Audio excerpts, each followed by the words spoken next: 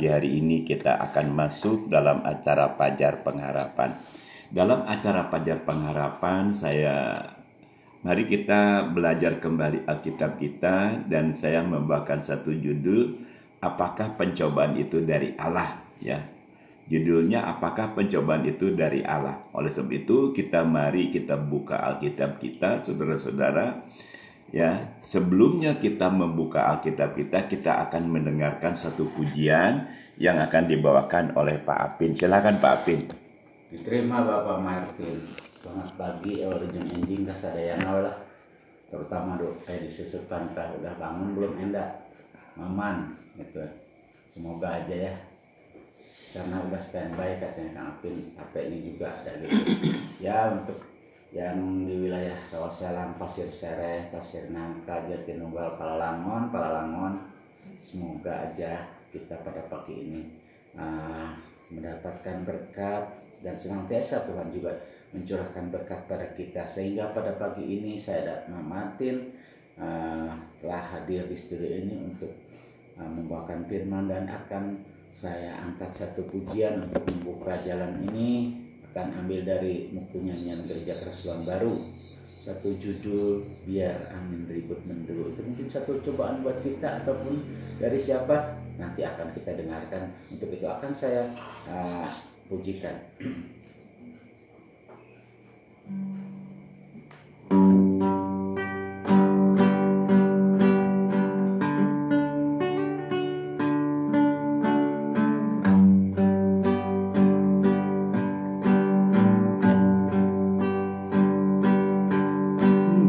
Biar angin ribut menderu hebat, cuaca makin megapnya, jangan putus asa, berdoa, tenang dan tentram dalam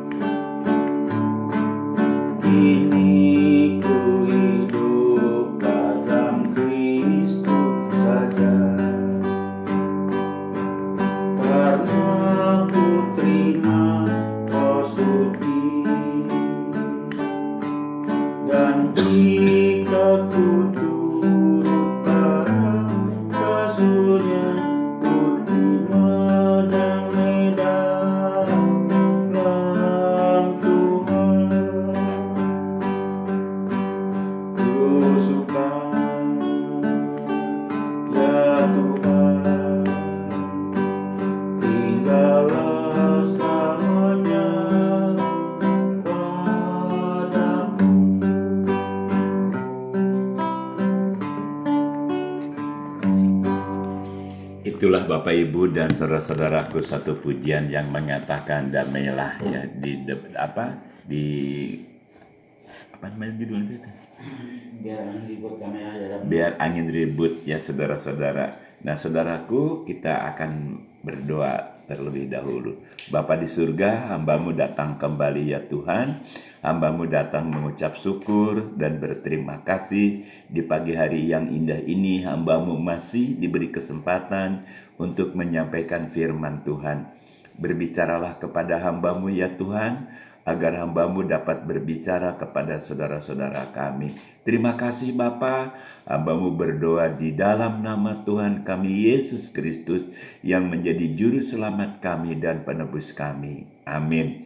Bapak Ibu dan saudara-saudaraku, seperti saya katakan tadi, judulnya apakah pencobaan itu dari Allah? Nah,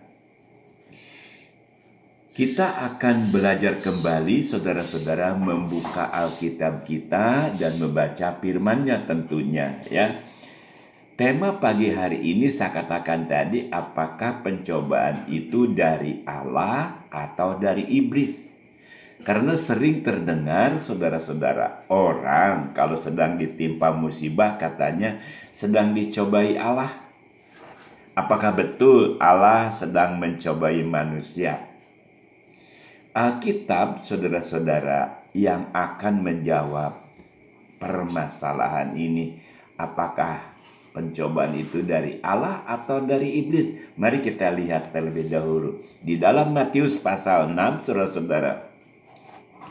Matius pasal 6 ayat 11 sampai 13. Berikanlah kami pada hari ini makanan kami yang secukupnya, dan ampunilah kami akan kesalahan kami, seperti kami juga mengampuni orang yang bersalah kepada kami. Dan janganlah membawa kami ke dalam pencobaan, tetapi lepaskanlah kami daripada yang jahat. Karena Engkaulah yang mempunyai kerajaan dan kuasa dan kemuliaan sampai selama-lamanya. Bapak Ibu dan saudara-saudaraku, di dalam doa Bapa kami dikatakan di sini sangat jelas, saudara-saudara. Ya, sangat jelas dikatakan bahwa janganlah membawa kami ke dalam pencobaan, tetapi lepaskanlah kami daripada yang jahat. Saudara-saudara, Allah atau Tuhan Yesus Kristus tidak menginginkan bahwa semua manusia mendapatkan musibah atau kecelakaan. Nah, oleh sebab itu dikatakan di sini dengan jelas, dan janganlah membawa kami ke dalam pencobaan, tetapi lepaskanlah kami daripada yang jahat. Kalau kita membaca surat dalam hal ini, jadi sangat jelas. Allah tidak pernah mencoba manusia dengan segala musibah atau dengan segala kecelakaan. Dikatakan sini, karena Engkaulah yang mempunyai kerajaan dan kuasa dan kemuliaan sampai selama-lamanya. Bapak Ibu dan saudara-saudaraku, kita melihat di sini pada umumnya saudara-saudara, manusia itu lebay ya saudara-saudara. Susah sedikit dan menderita sedikit, rasanya penderitaan itu rasa yang terberat. Ya, rasa yang terberat daripada di antara sesama yang menderita. Padahal penderitaan itu tidak seberat penderitaan saudara-saudara rasul yang dialami oleh hamba-hamba Tuhan, ya, oleh hamba-hamba Tuhan. Kalau saya melihat, mendengar saudara di YouTube, ya banyak saudara-saudara kita yang mengalami penderitaan oleh karena nama Tuhan Yesus Kristus. Kalau kita mungkin menderita karena salah kita, saudara-saudara, ya, karena salah kita. Nah, saudara-saudara, dengan apa? Dengan pola kehidupan kita, dengan pola makan kita, dengan pola hidup kita, itu biasanya akhirnya adalah penderitaan. Bapak Ibu dan saudara-saudaraku, Rasul Paulus berbeda penderitaan Rasul Paulus dengan kita. Ya, dengan kita. Rasul Paulus menderita oleh karena firman Tuhan, dia memberitakan firman Tuhan. Ya, saudara-saudara, kita yang baru menerima Tuhan Yesus sering diasingkan atau dipenjarakan dan sebagainya. Apa kata Rasul Paulus, saudara-saudara? Dalam 1 Korintus pasal 10, saudara-saudara. 1 Korintus pasal 10, saudara-saudara, ayatnya ayat 12 dan 13. Sebab itu siapa yang menyangka bahwa ia teguh berdiri, hati-hatilah supaya ia jangan jatuh. Pencobaan-pencobaan yang kamu alami ialah pencobaan-pencobaan biasa yang tidak melebihi kekuatan manusia.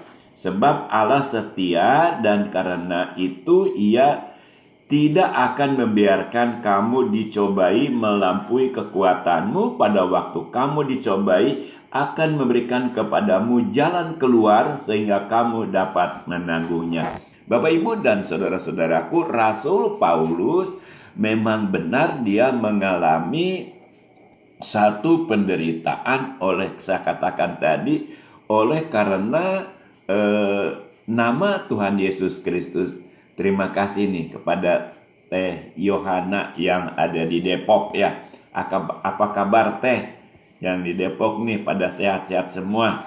Saudaraku, dikatakan di sini sebab pencobaan-pencobaan yang kamu alami ialah pencobaan-pencobaan biasa. Saya katakan tadi karena pencobaan-pencobaan atau sakit penyakit itu oleh karena cara hidup kita, ya, cara hidup kita. Nah, salah satu contoh, saudara-saudara, saya mempunyai penyakit lambung, saudara-saudara.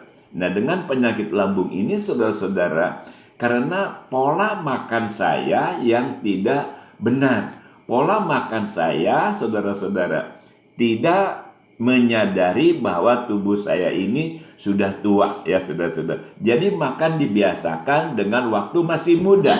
Nah, jadi menjadikan satu penyakit atau satu musibah dalam hidup saya. Nah, dikatakan di sini pencobaan-pencobaan yang kamu alami ialah pencobaan-pencobaan biasa yang tidak melebihi kekuatan manusia. Jadi saudara-saudara, pada waktu kita mengalami pencobaan atau mengalami sakit penyakit, saudara-saudara, Allah tidak akan membiarkan kamu dicobai melampaui kekuatanmu.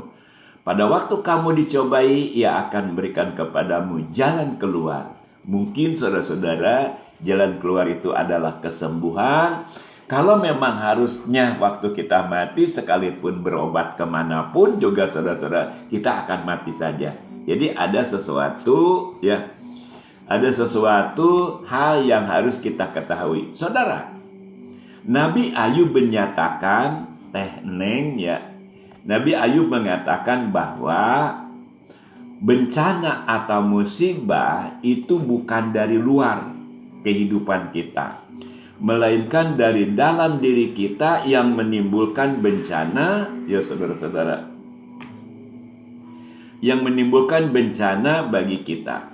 Nah, jadi bukan dari dalam diri kita semua bencana itu, dari dalam diri kita, Teh Neng, ya, Teh Neng. Oleh sebab itu kita karena sudah tua, Teh Neng, kita perhatikan cara makan kita, cara hidup kita. Aturan kita sudah beristirahat, kita belum istirahat, belum tidur. Itulah yang menyebabkan kita menjadi sakit. Yang menyebabkan kita menjadi sakit.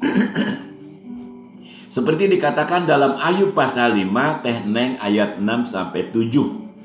Ayub pasal 5 ayat 6 sampai 7, karena bukan dari debu terbit bencana dan bukan dari tanah tumbuh kesusahan, melainkan manusia sendiri menimbulkan kesusahan bagi dirinya sendiri seperti bunga api berjolak tinggi. Jadi sangat jelas firman Tuhan menjawab, jadi kesusahan atau penderitaan itu bukan dari luar kehidupan kita, melainkan dari kehidupan kita sendiri. Jadi jangan menyalahkan seperti yang katakan tadi, wah sedang dicobai oleh Allah, ya.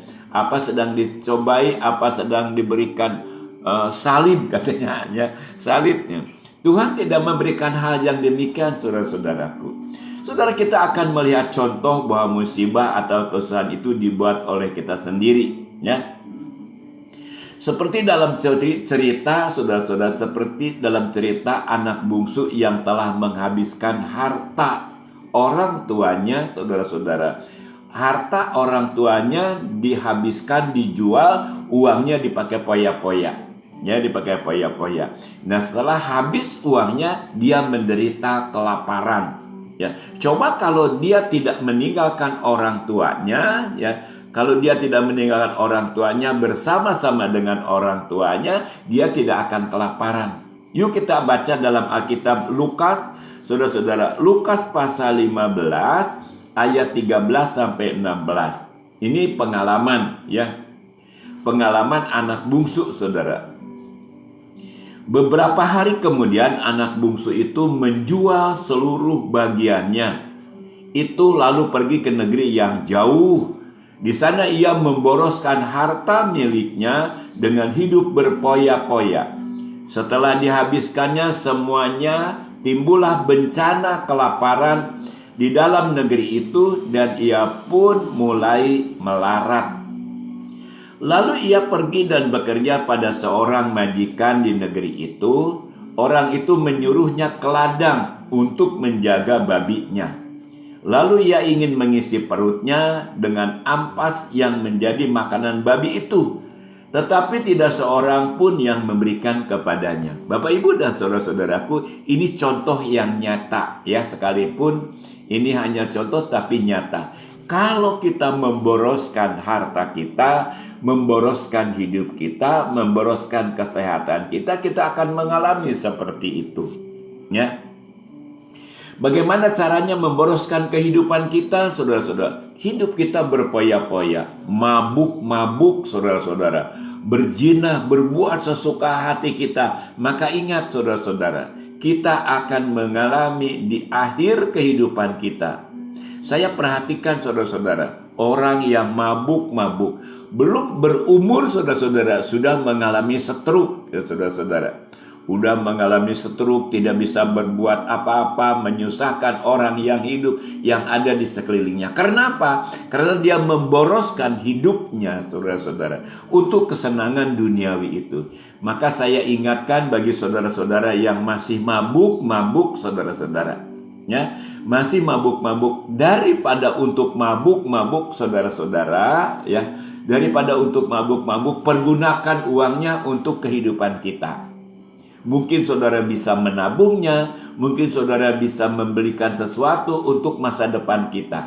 Nah, dikatakan di sini, saudara-saudara, setelah dihabiskannya semuanya itu, timbullah bencana kelaparan di dalam negeri itu dan ia pun mulai melarat. Nah, seperti sekarang ini, saudara-saudara, kita kemungkinan dengan ada pandemi COVID-19 ini, kita akan mengalami hal yang seperti itu. Ya, hal yang seperti itu. Oleh sebab itu, mari kita perhitungkan hidup kita, ya, perhitungkan hidup kita, kesehatan kita. Kalau memang kita sudah dipanggil kita dalam kematian, saudara-saudara, itu tidak menjadi permasalahan. Namun, saudara-saudara, di sini kita melihat orang itu menyuruhnya ke ladang untuk menjaga babinya. Lalu ia ingin mengisi perutnya dengan ampas yang menjadi makanan babi itu. Tidak seorang pun yang memberi kepadanya. Bapak, Ibu, dan saudara-saudaraku, si anak bungsu ini sampai kelaparan. Sampai, saudara-saudara, ingin makanan babi. Ya, makanan babi, saudara-saudara. Kita bayangkan, ya, orang tuanya yang sangat kaya raya. Orang tuanya yang sangat kaya raya, tetapi dia mengalami kelaparan yang luar biasa. Dia ingin makan, perutnya ingin diisi dengan ampas, saudara, ampas makanan yang dimakan oleh babi. Itu juga tidak ada yang memberikannya. Nah, oleh sebab itu, kenapa? Karena dia meninggalkan orang tuanya. Demikian juga, saudara, kalau kita meninggalkan Allah atau Bapa kita yang di sorga, kita akan mengalami hal yang seperti itu. Untuk hari Kamis nanti saya sudah mempersiapkan, ya saudara, temanya jangan melupakan Allah. Jangan melupakan Allah, saudara-saudara. Seperti anak bungsu tadi. Saudara-saudara, kesusahan atau musibah itu juga bisa terjadi jika hidup kita selalu melakukan perbuatan yang bertentangan dengan kehendak Allah, yaitu perbuatan yang mendatangkan dosa. Pasti kita akan mengalami bencana, saudara-saudara, atau kesusahan dalam kehidupan kita. Yuk kita akan membaca seperti yang ditulis dalam Yohanes pasal 5 ayat 12 sampai 14. Mereka bertanya kepadanya, "Siapakah itu yang berkata kepadamu, angkatlah tilammu dan berjalanlah?" Tetapi orang yang baru sembuh itu tidak tahu siapa orang itu, sebab Yesus telah menghilang ke tengah-tengah orang banyak itu. Kemudian Yesus bertemu dengan dia dalam bait Allah, lalu berkata kepadanya, "Engkau telah sembuh, jangan berbuat dosa lagi, supaya padamu jangan terjadi yang lebih buruk." Jadi Bapak Ibu dan saudara-saudaraku, musibah atau kecelakaan itu diakibatkan oleh karena perbuatan dosa kita. Ya, seperti saya katakan tadi, mungkin waktu kita masih gagah, waktu kita masih muda, waktu kita masih ganteng, waktu kita masih cantik, kita selalu menurutkan keinginan nafsu kita. Ya, nafsu daging kita. Saudara, saya juga mengalami hal yang seperti itu. Tapi saudara-saudara, pada waktu saya mau melakukan hal itu, saya ingat bahwa perbuatan itu adalah dosa. Ya, dosa yang memisahkan manusia dengan Allah. Oleh sebab itu, saudara-saudara, puji Tuhan saya dapat menghentikan keinginan-keinginan seperti itu. Jadi saudara-saudara, apa yang saudara alami pada saat ini, saudara-saudara, karena perbuatan kita yang terdahulu, kita selalu memboroskan kehidupan kita. Oleh sebab itu, saudara dikatakan, "Engkau telah sembuh, jangan berbuat dosa lagi, supaya padamu jangan terjadi yang lebih buruk." Kalau saudara sakit, saudara berhenti melakukan, saudara-saudara, Tuhan akan mengampuni dan Tuhan akan menyembuhkan. Tetapi tubuh kita yang sudah cacat, saudara-saudara, seperti stroke, seperti lumpuh dan sebagainya, saudara-saudara. Nah, oleh sebab itu mari kita, saudara-saudara, persiapkan dari sekarang, dari sejak muda, janganlah kita ikut-ikutan dalam perbuatan daging itu. Bapak Ibu dan saudara-saudaraku, sebelum kita meneruskan, kita akan mendengarkan satu pujian yang akan dibawakan oleh Pak Apin. Silakan Pak Apin. Saudara kasih tentang pencobaan ya. Kalau kita mendapatkan suatu pencobaan, kita anggap itu suatu istilahnya hukuman, bentuk hukuman, mungkin iya ataupun tidak, ataupun teguran ya mungkin iya ya kan, tergantung kita yang ininya ya.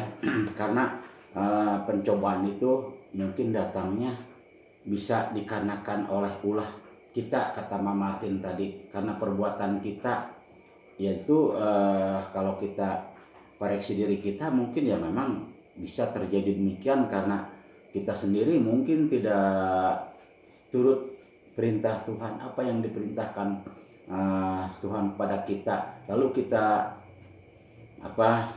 langgar, kita tidak mengerjakan perintah Tuhan sehingga kita jatuh dalam pencobaan itu ya mungkin itulah. Tapi semoga dalam hal ini, walaupun saya sendiri udah mengalami banyak pencobaan ya, saya itu suatu hukuman buat saya, karena dalam hukuman itu akan menyadarkan kita betapa kita juga banyak sekali kekeliruan kita sehingga mendatangkan pencobaan untuk kita. Untuk itu mari kita sama-sama koreksi diri kita, kenapa semua ini terjadi.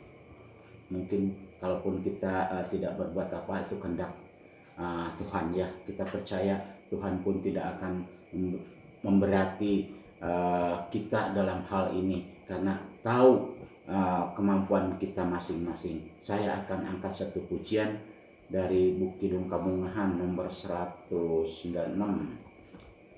Nyawa Singkuku, itu di pusaka juga ada sama ya. Saya pujikan.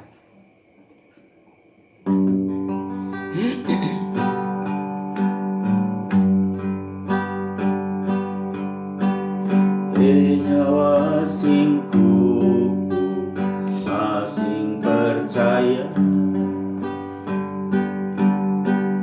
mapan geus puku Allah harap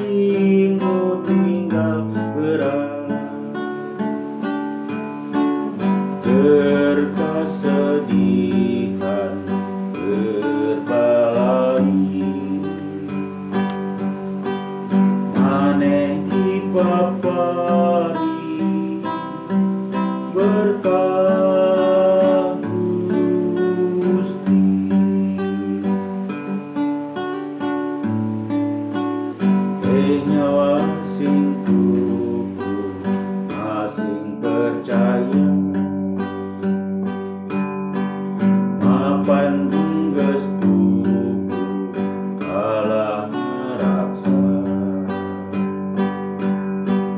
najan kabe poho kamane Gusti mamolali ka umat nate kasusah tampu digantian gunung matak bunga berkat Gusti.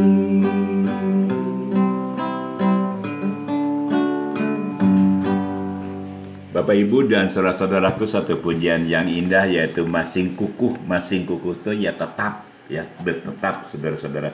Saudara, kita akan melihat perbuatan apa saja sih yang mendatangkan musibah itu kepada kita, saudara-saudara. Saya tidak bisa menerangkan satu persatu, saudara-saudara. Cuma kita akan membaca Alkitab. Seperti apa perbuatan yang mendatangkan bencana atau musibah itu? Saudara, Alkitab mencatat bahwa inilah perbuatan yang mendatangkan musibah atau bencana atau kesusahan itu, yaitu saudara-saudara, Rasul Paulus di dalam surat Galatia pasal 5, saudara-saudara, ayat 19 sampai 21. Saudara, ini perhatikan ya, kita koreksi diri kita kalau kita mengalami penderitaan selama kita hidup ini. Apakah saudara melakukannya? Ya, Galatia 5 ayat 19 sampai 21. Perbuatan daging yaitu percabulan, kecemaran, hawa nafsu, penyembahan berhala, sihir, perseteruan, perselisihan, iri hati, amarah, kepentingan diri sendiri, percideraan, roh pemecah, kedengkian, kemabukan, pesta pora dan sebagainya. Terhadap semuanya itu kuperingatkan kamu seperti yang telah kubuat dahulu, bahwa barang siapa melakukan hal-hal yang demikian, ia tidak akan mendapat bagian dalam kerajaan Allah. Ya, saudara-saudara, mari hati kita kalau saudara menderita, kalau saudara dalam kesusahan, kalau saudara mengalami hal-hal yang tidak diinginkan, mari kita perbuatan kita koreksi, saudara-saudara. Ya, mungkin saudara percabulan. Saudara, percabulan ini sama dengan perzinahan. Waktu saya dulu masih kerja, saudara-saudara, ya, waktu dulu saya masih bekerja, saya mempunyai teman, saudara-saudara. Mempunyai teman, saudara-saudara, dia kelemahannya di dalam seks, saudara-saudara. Setiap dia mencari perempuan, saudara-saudara, untuk melampiaskan seksnya. Selang beberapa tahun, saudara-saudara, dia terserang penyakit seperti getah bening. Ya, getah bening, saudara, di bawah telinganya. Saya katakan sama dia, Pak, itulah sebabnya Bapak menurut keinginan nafsu Bapak, yaitu percabulan. Dia tidak mengerti, saudara-saudara, karena menurut dia biasa aja, wajar-wajar saja, saudara-saudara. Nah, oleh sebab itu, saudara, sampai dia meninggalnya itu tidak hentinya getah bening itu di bawah kupingnya, ya. Kalau dalam bahasa Sunda sampai ngacai, kata ngacai itu mengalir terus, saudara-saudara. Nah, saudara-saudara, itu salah satunya. Yang kedua, hawa nafsu. Hawa nafsu itu, saudara, bukan nafsu seks saja, nafsu semuanya. Nafsu ingin membeli barang-barang mewah, tas merah, baju yang mewah, segalanya yang mewah. Ini, saudara, akan menimbulkan penderitaan. Ya, penyembahan berhala, saudara-saudara. Penyembahan berhala itu, saudara, bukan kita menyembah patung saja, tetapi kalau kita penyembahan berhala ini, kalau kita menuruti keinginan nafsu daging ini, sama dengan penyembahan berhala juga, saudara-saudara. Sihir, perseteruan, perselisihan dengan saudara-saudara, itu akan mengakibatkan penderitaan, saudara-saudara. Roh pemecah, kedengkian, kemabukan, Oleh sebab itu saya katakan tadi bagi saudara-saudara yang masih mabuk, saudara-saudara ya, mabuk secara minuman, mabuk secara makanan, berhentilah saudara-saudara. Ya, berhentilah dan bertobatlah supaya saudara penyakit itu jangan menimpa kita. Pesta pora, artinya pesta pora menurut keinginan dirinya sendiri. Terhadap semuanya itu kuperingatkan kamu seperti yang telah kubuat dahulu, bahwa barang siapa melakukan hal-hal yang demikian, ia tidak akan mendapat bagian dalam kerajaan Allah. Saudara, hidup ini saudara kita singkat. Ya, hidup ini kita singkat saudara-saudara. Paling lama 120 tahun atau 150 tahun. Sudah jarang saudara-saudara hidup di dalam dunia ini. Tetapi nanti kita akan hidup selama-lamanya di langit yang baru dan bumi yang baru, atau di tempat penyiksaan yang disebut Gehenna atau neraka, saudara-saudara. Oleh sebab itu saudara-saudara perlu kita ketahui bahwa Allah atau Tuhan Yesus sama sekali tidak memberikan pencobaan kepada umatnya. Tetapi sebaliknya saudara-saudara, Tuhan Yesus atau Allah memberikan damai sejahtera kepada kita. Ya, kalau hidup saudara ingin damai sejahtera, saudara-saudara, ini maaf ya, seperti yang saya alami, rasanya saudara, saya damai sejahtera.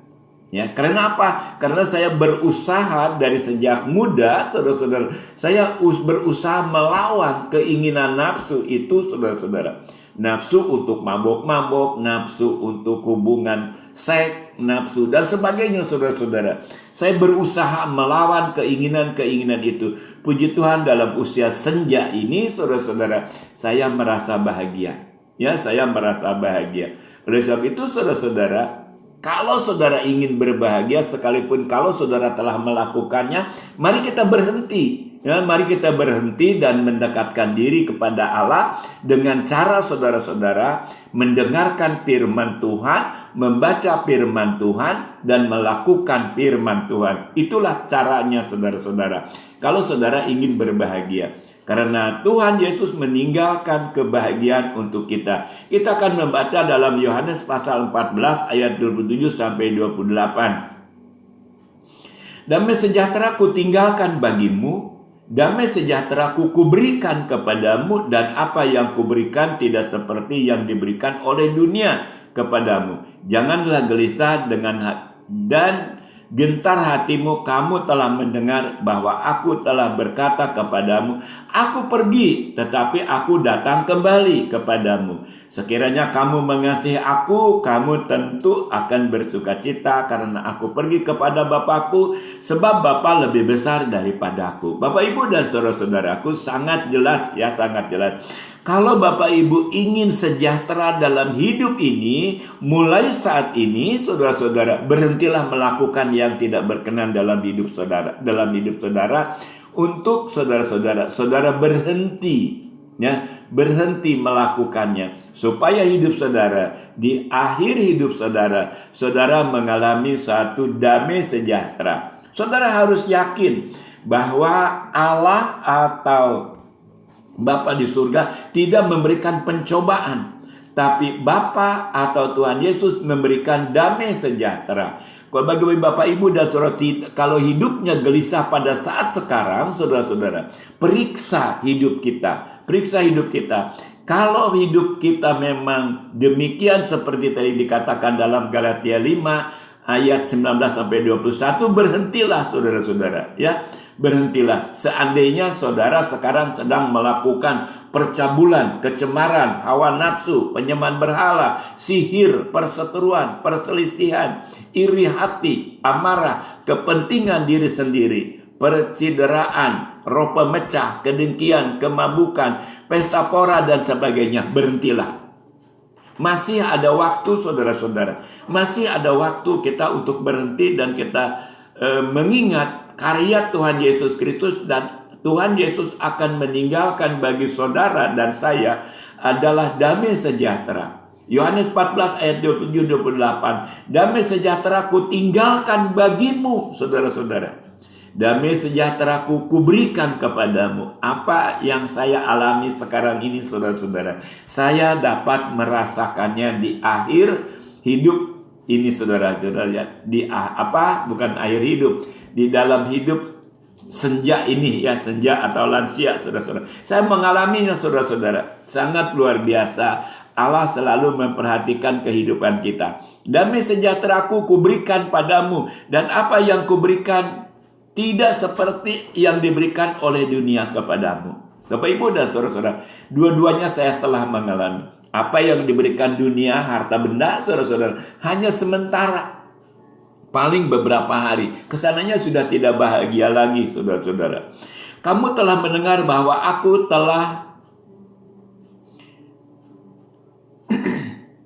telah berkata kepadamu, aku pergi, tetapi aku datang kembali kepadamu. Bapak Ibu dan saudara-saudaraku, Tuhan Yesus telah naik ke sorga, tapi kita sekarang sedang menunggu kedatangan Tuhan Yesus Kristus datang yang kedua kalinya, untuk menjemput setiap orang yang mau meninggalkan dosanya, saudara-saudara ya, yang mau meninggalkan dosa perbuatannya yang tidak menyenangkan bagi Tuhan. Saudaraku, ada satu cerita tentang Nabi Ayub. Bukan Allah menimpakan bencana atau musibah kepada Ayub, tetapi saudara-saudara memberi izin kepada iblis untuk mencobai Ayub. Ya, jadi bukan Allah memberikan pencobaan kepada Ayub, tapi Allah memberi izin atau mengizinkan kepada iblis. Jadi sangat jelas pencobaan itu bukan dari Allah, tetapi dari iblis, saudara-saudara. Mari kita baca, saudara-saudara, dalam Ayub pasal 1 ayat 7 dan 12. Maka bertanyalah Tuhan kepada iblis, dari mana engkau? Lalu jawab iblis kepada Tuhan, dari perjalanan mengelilingi dan menjelajahi bumi. Lalu bertanyalah Tuhan kepada iblis, apakah engkau tidak memperhatikan hambaku Ayub? Sebab tiada seorang pun di bumi seperti dia, yang demikian saleh dan jujur, dan takut akan Allah, menjauhi kejahatan. Lalu jawab iblis kepada Tuhan, apakah dengan tidak mendapat apa-apa Ayub takut akan Allah?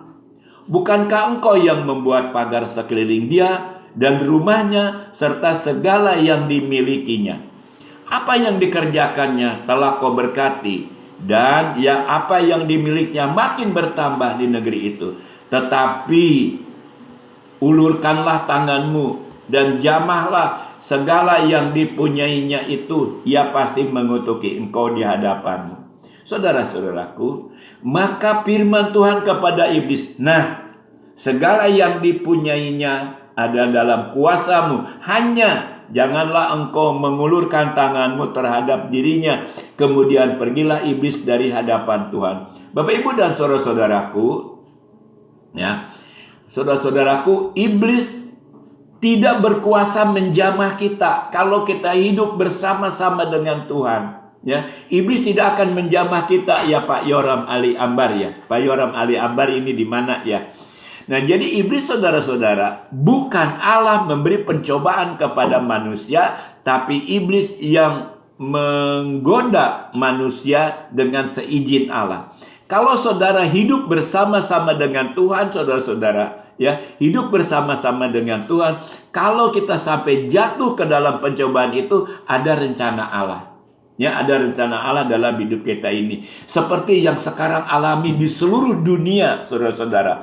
Pandemi COVID-19 itu, saudara, di seluruh dunia. Kenapa? Bukan Allah yang menciptakan bakteri-bakteri ini, saudara-saudara. Tapi Allah mengizinkan supaya manusia, saudara-saudara, ingat bahwa hidup ini hanya sementara waktu. Oleh sebab itu dikatakan di sini, saudara-saudara, ada izin Allah. Nah, seperti dikatakan di sini, maka firman Tuhan kepada iblis, nah, segala yang dipunyainya ada di dalam kuasamu, hanya janganlah engkau mengulurkan tanganmu terhadap dirinya. Kemudian pergilah iblis. Bapak, Ibu, dan saudara-saudara, tanpa izin Allah, seperti COVID-19 ini, ada izin Allah. Untuk apa? Karena dunia ini sudah rusak, saudara-saudara. Ya, sudah rusak dengan seperti perbuatan daging tadi, percabulan, perzinahan, dengan segala-galanya, saudara-saudara. Dunia ini sudah rusak. Oleh ini anggaplah teguran dari Tuhan karena Allah mengasihi manusia. Bagi kita yang masih hidup, saudara-saudara, inilah satu peringatan untuk kita. Ya, untuk peringatkan supaya kita meninggalkan perbuatan-perbuatan itu, saudara, supaya kita merapat kepada Allah, supaya Allah memagari kita seperti Allah memagari Ayub, saudara-saudara. Dikatakan di sini, saudara-saudara, bukankah engkau yang membuat pagar sekeliling dia dan rumahnya serta segala yang dimilikinya? Apa yang dikerjakannya telah kau berkati, dan apa yang dimilikannya makin bertambah di negeri itu. Tetapi ulurkanlah tanganmu dan jamahlah segala yang dipunyainya. Ia pasti mengutuki engkau di hadapanmu. Maka firman Tuhan kepada iblis, nah, segala yang dipunyainya ada dalam kuasamu. Saudara, kalau hidup kita sudah diizinkan menerima musibah, siapa yang mau bisa melawan iblis, saudara-saudara? Tidak ada seorang pun yang dapat melawan iblis. Oleh sebab itu, mari kita, sebelum Allah mengizinkan kepada kita, mari kita merapat kepada Allah. Ya, saudara, jika kita diizinkan berduka cita oleh karena kebenaran firman Allah, berdoalah, minta agar kita diberikan kekuatan untuk menghadapinya masalah tersebut, saudara-saudara. Kalau kita diizinkan, saudara-saudara. Saudaraku, di dalam 2 Korintus pasal 7 ayat 10 dan 11 mengatakan demikian, sebab duka cita menurut kehendak Allah menghasilkan pertobatan yang membawa keselamatan dan yang tidak akan disesalkan.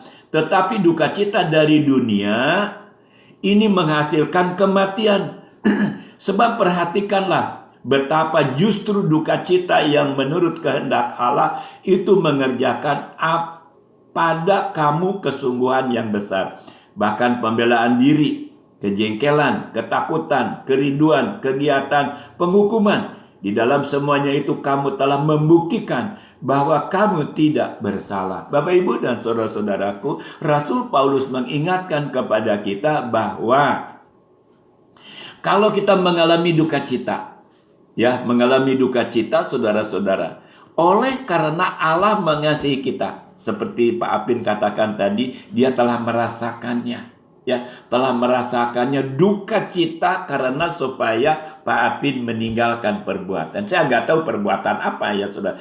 Tapi ini duka cita yang datang daripada Allah itu memberikan satu kebahagiaan untuk kita.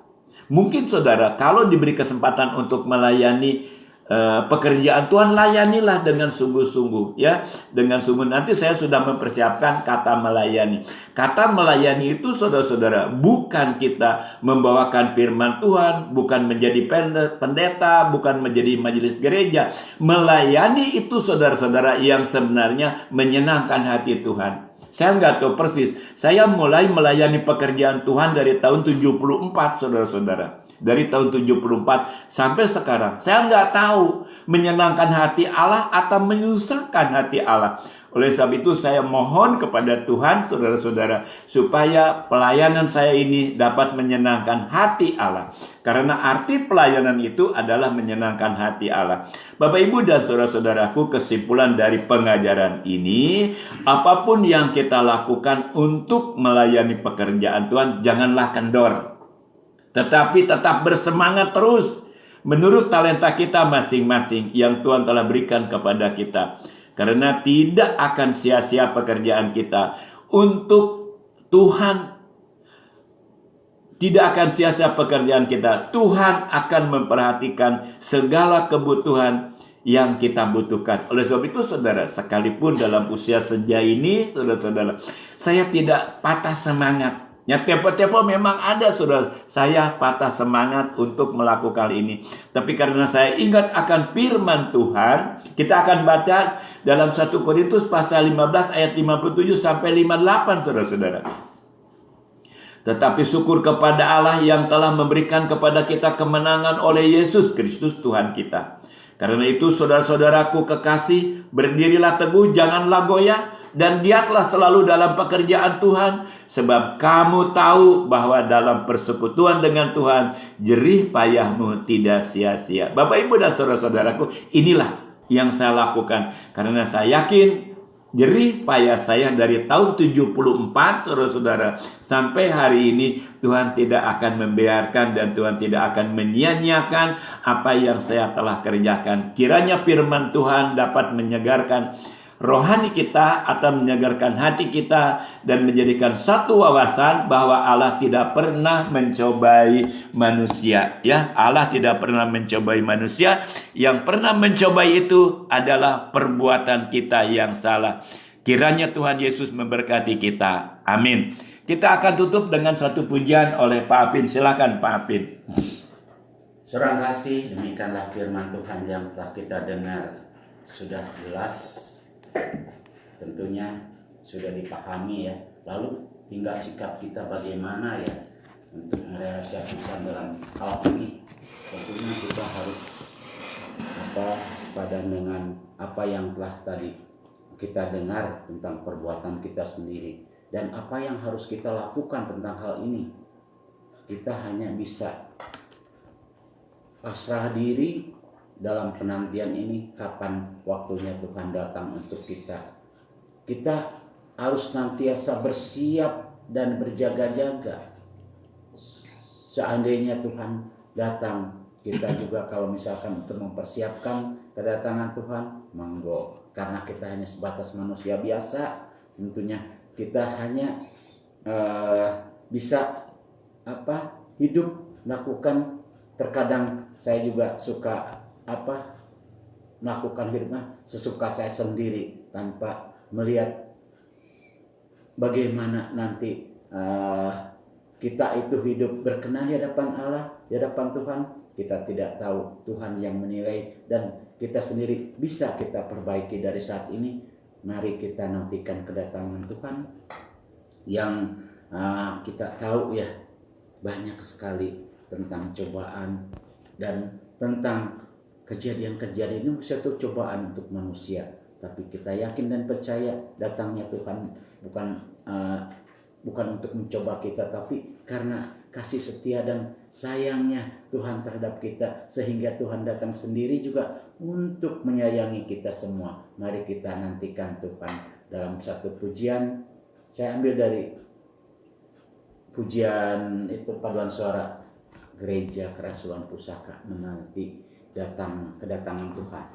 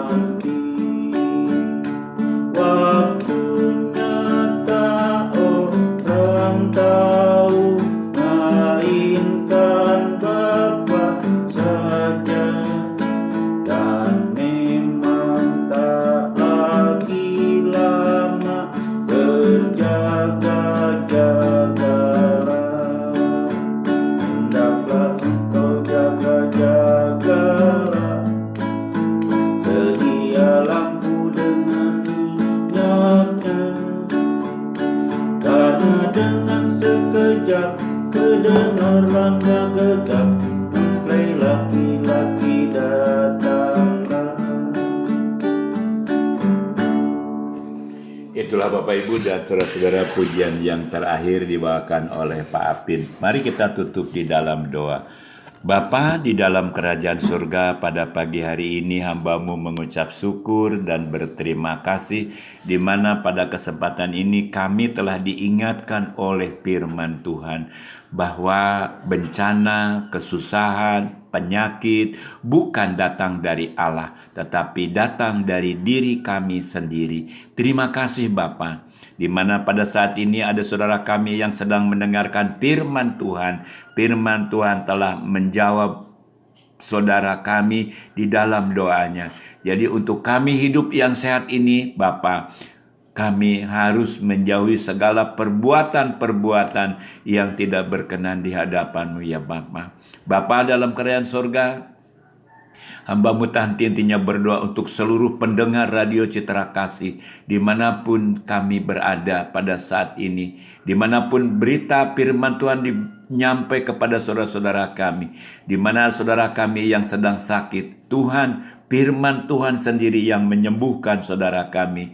Di mana saudara kami yang sedang dalam pergumulan hidupnya, firman Tuhan yang mengubah hidup saudara kami. Di mana saudara kami yang sedang susah mendengar firman Tuhanlah yang akan menghibur saudara kami. Terima kasih Bapa. Bapa dalam kerajaan surga, hamba memohon pada saat ini untuk kami yang kumpul di studio Radio Citra Kasih ini, untuk hamba-Mu berdoa untuk keluarga Pak Aji, keluarga Pak Apin, keluarga Pak Joni. Tuhan, dengan keluarga hamba-Mu sendiri, Tuhan pagari kami seperti Tuhan memagari Ayub ya Bapa. Dipagari dengan kuasa-Mu, iblis tidak bisa menjamahnya dalam pikiran dan hati kami. Oleh sebab itu hamba-Mu mohon Bapa, kami pagari dengan kuasa-Mu agar kami dapat melayani. Kami tidak kendor untuk melayani firman-Mu ya Bapa. Bapa dalam kerajaan sorga, hamba-Mu tidak henti-hentinya berdoa untuk Radio Citra Kasih ini. Tuhan tolong, kami tuntun semua pengurus ya Bapa, supaya Radio Citra Kasih dapat maju dan berkembang di dalam pelayanannya ya Tuhan. Agar Radio Citra Kasih banyak memberitakan Injil keselamatan, dan setiap orang yang mendengarkannya digerakkan hatinya untuk menerima Tuhan Yesus Kristus menjadi juru selamatnya. Bapa, hamba-Mu juga berdoa untuk pemerintahan bangsa dan negara kami, Republik Indonesia ini. Hamba-Mu berdoa untuk Bapak Presiden dengan para pembantunya, para menteri, para pejabat dari yang tertinggi sampai yang terendah, ke RW dan RT di seluruh Indonesia ini ya Bapa. Kiranya kami dapat bersatu memerangi kesusahan, memerangi segala-galanya yang jahat di hadapan-Mu ya Bapa. Terima kasih Bapa. Hamba-Mu berdoa di dalam nama Allah Bapa, Putra dan Roh Kudus. Haleluya. Amin.